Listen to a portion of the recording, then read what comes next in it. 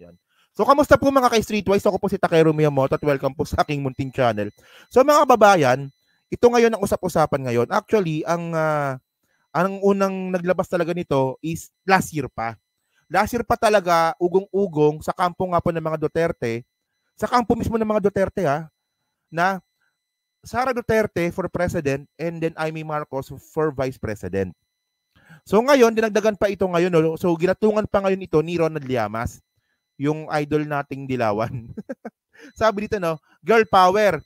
Political analyst Ronald Llamas said, the idea of Vice President Sara Duterte and Senator Amy Marcos teaming up in the 2028 elections is possible. Kaya ako, napapabilib na ako dito kay Llamas eh. Dati ayoko dito eh, pero ngayon napapabilib na ako eh. So sabi dito, political analyst sees Duterte-Marcos tandem possible in 2028 elections. Dalawang babae for the first time, baka sakaling tumakbo. Ronald Llamas. Yan. So mga kababayan kasi, para sa akin, it makes sense. Kasi kitang-kita naman natin yung inaakto mismo ni Amy Marcos. At ngayon nga po mga kababayan, di ba, sobra-sobra na po talagang kawalang hihaan yung ginawa ni Amy Marcos ngayon. Kasi meron pong interview si Amy Marcos na sinisiraan niya ngayon yung infrastructure project ni PBBM. At kinumpara, di ba, kinumpara ni Amy Marcos yung build ni dating Pangulong Duterte at ni PBBM ngayon, yung Build Better More. Na sinasabing wala rong budget, walang budget, mas maganda pa yung kay Duterte. Pero fake news yun. Papakita ko sa inyo mamaya. Okay? So dito mga kababayan, dito pa sa balita po na yan. So ito nga po yung sinasabi ko po sa inyo na lumalabas na po talaga yung ugong-ugong na yan last year pa. Hindi lang ngayon yan. So simulan po natin dito kay Harry Roque. So sinabi na po ni Harry Roque last year yan. Nabalikan ko lang po tong video na to. So panoorin natin to . Nonetheless, kinakailangan po natin bigyan pugay ang dalawang babae sa ating lipunan na meron pong balls. VP Sara Duterte and Senator Amy Marcos. Palakpakan po natin sila. Well, anyway, so all hope is not lost. Meron pa pong loyalty, meron pang katapatan na natitira sa ating mga namumuno. At yan ay nabibigay sa atin ng pag-asa na talaga naman pong makakausad pa rin ng Pilipinas. Meron po talaga mga mapagsamantala, mga hindi makapag-antay, ang aga-aga namumulitika na. At ang talagang iniisip lang ay yung personal na interest nila, kaya gusto nila magkaroon ng kapangyarihan. Pero itong dalawang babae po, pinakita, kahit anong mangyari, kinakailangan manindigan sa prinsipyo. At kaya naman po, bow tayo sa kanilang dalawa. Mabuhay po kayo, VP Sara at Senator Amy Marcos. At pagdating na 2028, parang maganda atang Duterte-Marcos naman. Anong tingin nyo? First time in history na parehong babae, pero bakit hindi? Dahil pareho naman sila. Merong di ba? Meron dong bayag. Sinensord kasi ng News 5 eh. So ngayon mga kababayan, naniniwala talaga ako na malaki po talaga yung chance na posible to. Kasi ang punto natin dito mga kababayan, kaya todo protekta si Amy Marcos kay Sara Duterte, especially sa mga Duterte kasi dito rin po siya kukuha ng political capital. So kapag bumagsak po ang mga Duterte, bagsak din po yung plano ni Amy Marcos na maging Vice President ni Sara Duterte.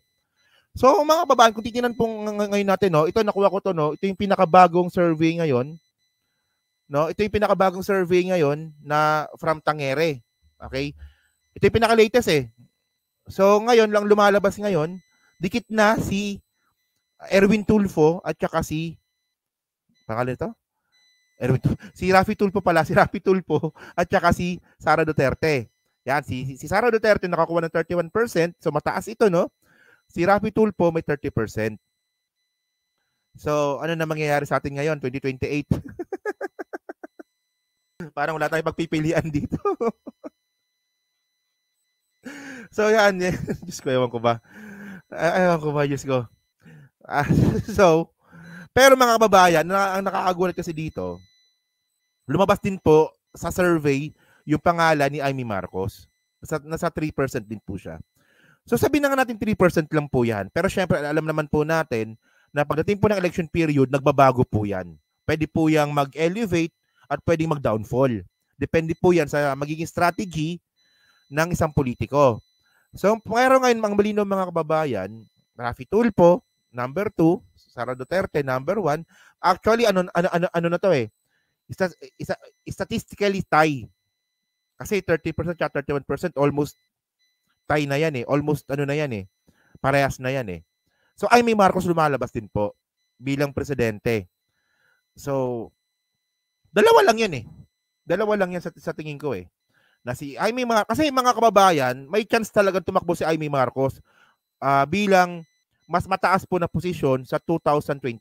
Kasi tandaan po natin, si Amy Marcos po ay re-electionist po ngayon, 2025. So kung 2025 po siya, kung sakali man na manalo siya bilang senador, na wag naman sana, sa tingin ko dyan po sa 900 na nanonood ngayon, naniniwala ako na majority sa atin hindi na iboboto si Amy Marcos. Pero kung sakali man na manalo, na wag man sana si Amy Marcos sa 2025 election, pagpasok po ng 2028, pwede po siyang tumakbo bilang vice president at bilang presidente nang hindi po siya mawawala bilang senador. Kasi tinamaan po siya nung midterm. So ganyan po medyo kabulok yung batas ng Pilipinas regarding po sa eleksyon. So yan. So kahit po na tumakbo si Amy Marcos sa 2028 bilang presidente or bilang vice president, kahit na matalo siya, wala pong mawawala sa kanya kasi nga po, senador pa rin po siya. So ngayon mga kababayan, o totoo yan Kuya Inaro, ako naniniwala ako dito. Si Tulfo pagdating sa legislative medyo ogag eh. Pero sa executive mukhang may ibubuga si Raffy Tulfo. Oo. Pero dapat kasi para makakuha ng para maging convincing si Raffy Tulfo para maging presidente, ayusin niya yung pagiging senador niya kasi. Masyadong unethical kasi eh. So mga kababayan, ito na nga, di ba? So yan. So actually, lumabas pa rin yung pangalan ni Leni Robredo, no? Nandun si Grace po, si Isko, yan, si Pacquiao, Ontiveros pumasok din, Chavez Singson pumasok pa, no? So yan mga kababayan. And then, ang nakakatawa kasi dito mga kababayan, no? Grabe na po kasi paninira ni what they call this ni Amy Marcos sa ating presidente Bongbong Marcos. Parang hindi kapatid eh kung magsalita eh. At ngayon ang pinakabagong issue nga ngayon ni Amy Marcos itong AKAP.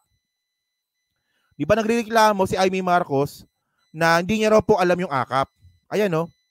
Pero in the first place, alam niyo na to kasi na-content ko na to nung isang araw eh. Andyan po yung signature ni Amy Marcos na nasa gilid. At hindi lang po yan mga kababayan. Dito rin, sa pinaka last page, andyan din po yung signature niya. Ayan no.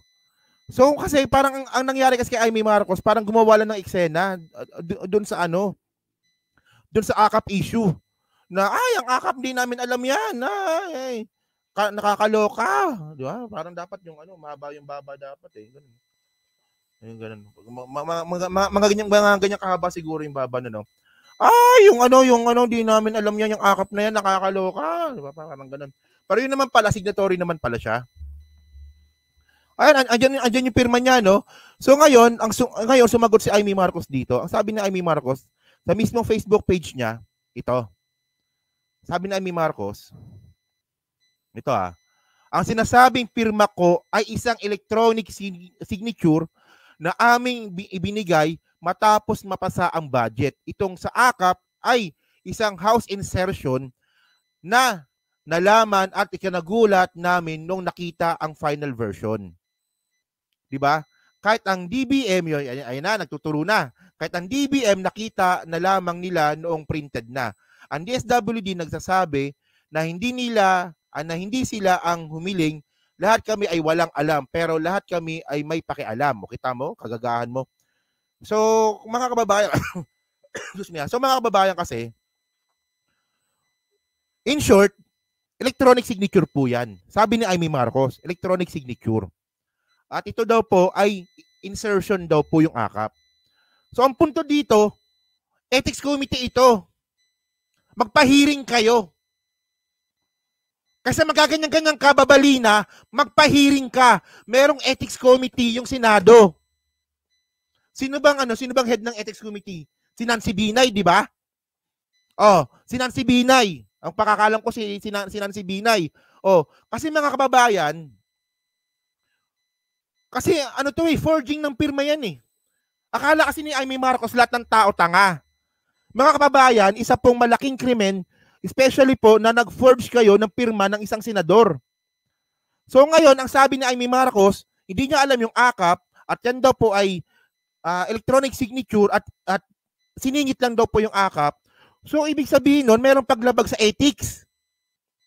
So imbis na magngangawa-ngawa ka dyan, hanggang ngayon, naghihintay pa rin po talaga ako ng statement ng Senado na ipa-ethics committee, imbestigahan ng ethics committee yung ginawa ng Congress kung totoo man na finorge yung pirma nila. Kasi pag ganyan mga kababayan na isang malaking krimen in term of legislative, yung pag-forge ng pirma tapos ang ginawa lang po ni Amy Marcos ay nagsalita lang at nagpalusot lang, ibig sabihin no, nagpapalusot lang talaga siya. So ngayon, para hindi na maulit yan, ipa-ethics committee ninyo. O kung ganyan lang yung gagawin ninyo, wala yan. Nagpapalusot ka lang. Bakit ako galit? Sino bang di magagalit dito? Ay tanga lang maniniwala dito. Siningit lang yung AKAP na yan. Siningit lang yung AKAP na yan. Di forging. Di forgery. Gunggong eh. Walang yan. So mga kababayan, ngayon, sino ba yung mga pumirma dito nakita natin? Yan. Si Sani Angara, nandyan. Pia Cayetano, nandyan. Loren Legarda, Amy Marcos, Cynthia Villar. Si Cynthia Villar, nandyan pala. Maingay yan, di ba? Si Bato de la Rosa. Kasi bicameral ito eh. So, ibig sabihin ng bicameral, yung nag-usap dito, Senate at saka Congress. Ganun yung bicameral. So, ito mga pumirma dito, so bakit hindi nag-iingay? Wala man lang nag-iingay dyan na ipa-ethics committee yung nangyari. And then, hindi lang yan. Meron pa dito, ito pa Or si Rizon Teberos nandito rin Rizon Teberos. Si Nancy Binay nandito rin Tingnan nyo Andito si Nancy Binay, pumirma din Si Wing Gatchalian yan. Well, ang sabi nga ni Amy Marcos na ito daw po ay electronic signature. So bakit walang pirma si Grace po tsaka si Tolentino kung electronic signature yan? And then mga kababayan, ang punto dito, nakapirma pala si Nancy Binay na pinaka-chairman po sa Senate ng Ethics Committee. Ayan baka si Nancy Binay hindi nag-iingay? Kasi mga kababayan, kung meron mang unang dapat mag-ingay, kung totoo yung sinasabi ni Amy Marcos na finorge yung pirma nila at kinabitan lang ng AKAP na hindi nila alam, so dapat ang mag-iingay dito at yung gagawa ng investigasyon dito at yung mga unang dapat magagalit dito, si Nancy Binay. So ngayon, wala. Hindi nga, di ba? Mabigat na paglabag ito sa ethics committee, sa malaking paglabag ito sa ethics. Kasi nag-forge kayo ng pirma, naglagay kayo ng isang bagay na hindi naman pala alam ng ibang senador. So kung palalagpasin nyo lang ito, problema nyo yan. At kung hindi naman ito dadalhin sa ethics committee, ang lalabas nito, si Amy Marcos, nagpapalusot lang. Di ba? Naniniwala ba kayo mga kababayan sa palusot ni Amy Marcos na ay nilagay lang yan dyan, di namin alam yan.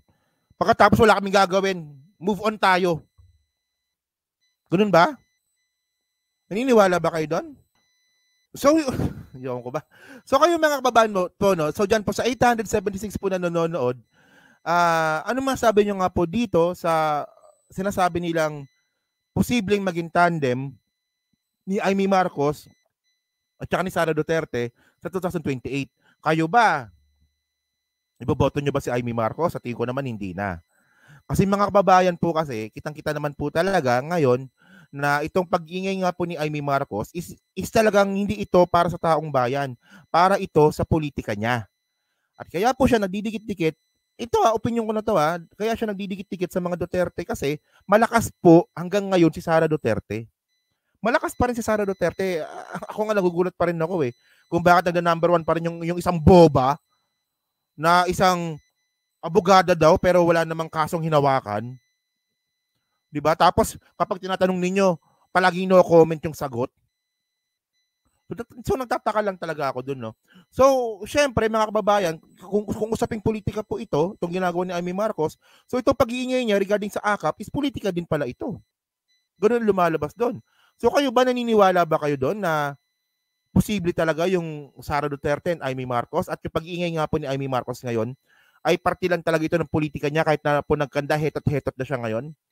Yun, so pa-comment lang po sa baba, dyan po sa Team Replays at dyan po sa 839 po na nanonood. So hindi pa po nakapag-like, pa-like na lang din po ng video.